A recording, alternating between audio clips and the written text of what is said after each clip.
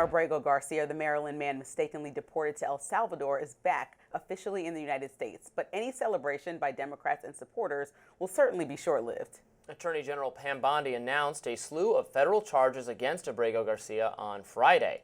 The grand jury found that over the past 9 years, Abrego Garcia has played a significant role in an alien smuggling ring. They found this was his full-time job, not a contractor. He was a smuggler of humans and children and women. His deportation quickly hit national headlines, used by Democrats as a political pawn to highlight the Trump administration's swift actions to deport alleged MS-13 gang members. Remember when a group of House Democrats and Maryland Senator Chris Van Hollen raced down to El Salvador for photo ops in hopes of meeting with the now alleged human trafficker? Well, Van Hollen seemed to shift his tune on Abrego Garcia, reacting to the news of his return to the United States on X, saying, "Well, this has never been about the man, it's about his constitutional rights and the rights of all." Abrego Garcia's deportation set off a slew of court battles that reached the Supreme Court. The Trump administration repeatedly saying it was unable to bring him back, an argument that failed in the Supreme Court, with the justices ordering the administration to return the Maryland man from El Salvador. Garcia, making his initial court appearance in Tennessee Friday, is now due back June 13th for a hearing where he'll be arraigned on the latest charges. So I guess everybody's happy now in Democratic and liberal circles. We recovered the alleged human trafficker and alleged wife beater and alleged gang member, and now there will be further No, because we don't just send people to places because they're wrong. We put them through our justice system. Right. We don't need to knight Abrego Garcia. We don't need to make him a martyr. We don't need to make him a hero. But didn't the Democrats do just that? Injustice was done to him. I don't agree if you think any Democrat did that. What I was specifically saying is that he has constitutional rights and due process is not optional. I agree. And so we shouldn't just skip over it. I think we that. should watch it play out in courts. And okay, now he's been accused of something real as opposed to just showing AI images of fake edited tattoos on his fingers and our president posting that. We actually have actual charges. We can see it through. And it's about saying the government doesn't get to pick and choose who gets their constitutional rights. We have to go through a process in this country. So two things can be true. Our Garcia can be accused of disturbing crimes, but also the government still can't just deport people that it feels like to the wrong place and just say, go there right now because we don't want you here. Well, there was, I will say again, there was a process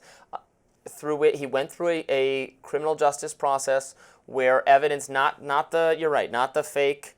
I agree. That was clearly a mess. That was manipulated online. It was not that he had literal MS-13 tattooed on his fingers.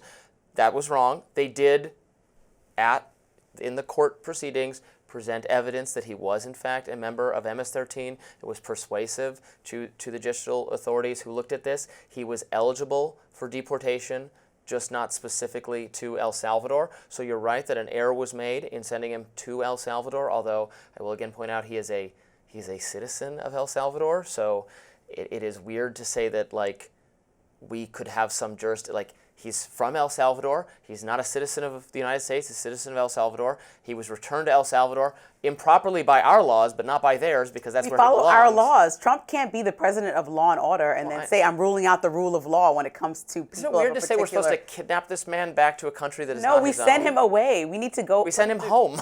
That's come on. We need to. We send him back to his home. I know, but if you are the party of or if Trump is the party of the rule of law, why are we not following it? We have laws in this country that are. Well, we followed it. We got him back. Exactly. And now he's going to face charges far worse than what he was facing. Trump said this is against my will. So he also deflected the whole point. He's making this whole PR nightmare to be hard on immigration rather than saying, I follow the rule of the land. This is the right thing to do. He should come back and be prosecuted. Let me ask you this. Prosecuted properly. Do you think, I bet at this point, him and his family are thinking, yeah, thanks a lot for the national spotlight on me, because he's going to be facing greater charges than ever before because he became this figurehead of opposition to the Trump deportation policies, and because Democrats, I think to varying degrees, did knight him to some degrees.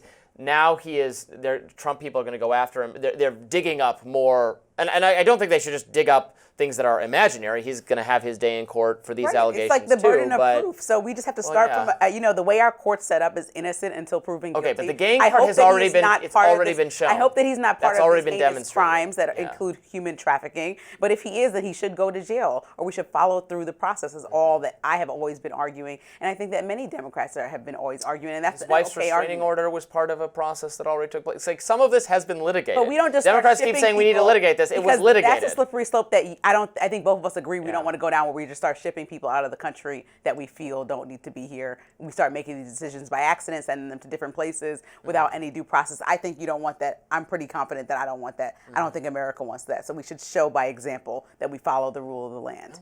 That's what we're going to do. Okay, Bill Maher has some shocking advice for Democrats. Embrace Joe Rogan and Elon Musk? We'll discuss next.